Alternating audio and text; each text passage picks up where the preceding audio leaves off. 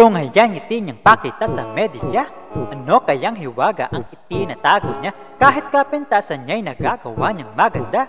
Kasinungaling ang walang mintis siya'y dalubhasa na idolo.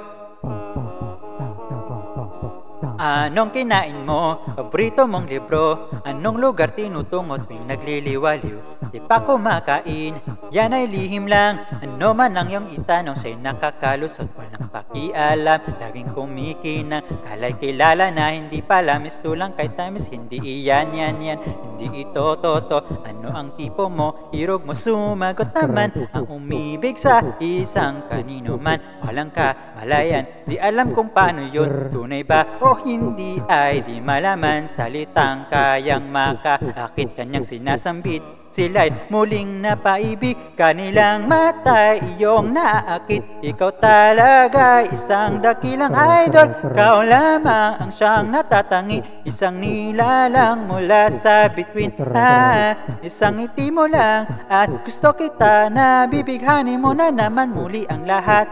Bawat iyong bigkas, di man tunay ikaw pa rin ang siyang perpekto na ay